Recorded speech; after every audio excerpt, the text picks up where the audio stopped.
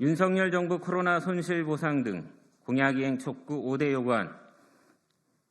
첫 번째, 윤석열 정부는 대선 1호 공약으로 소상공인 자영업자 손실보상을 위한 50조 원의 재정 자금 확보를 공약한 바 완전한 손실보상을 위한 재정 지원 규모와 재원 확보 방안을 조속히 공개하라.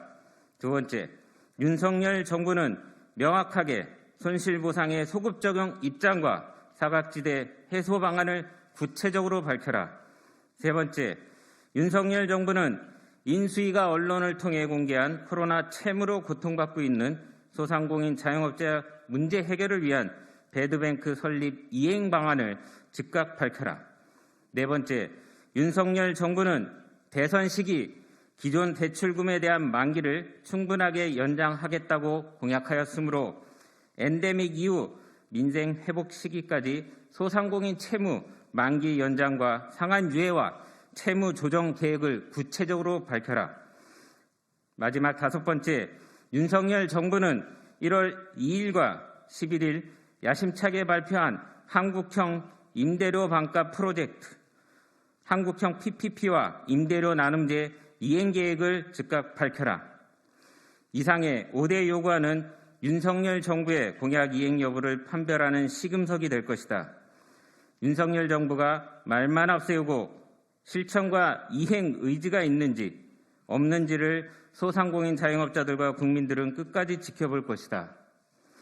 또한 온전한 손실보상 소급 적용, 50조 손실보상 기금 마련, 임대료 나눔제, 한국형 PPP 등 국민과의 약속을 손바닥 뒤집듯 아무렇지도 않게 파기해버리는 윤석열 정부의 출범을 국민들은 우려와 실망 속에서 지켜보고 있음을 명심해야 할 것이다.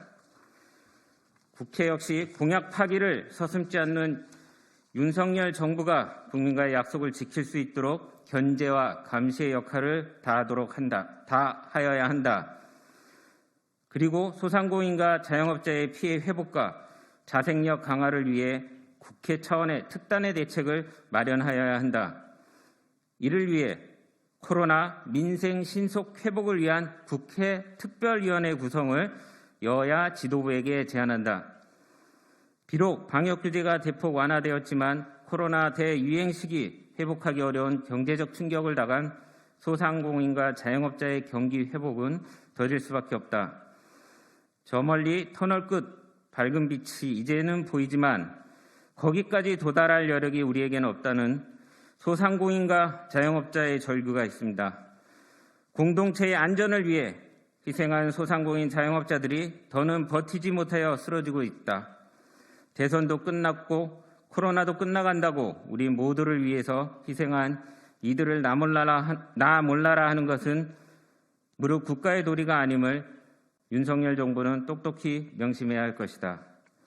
2022년 5월 9일 더불어민주당 원내 민생부대표 국회의원 이동주.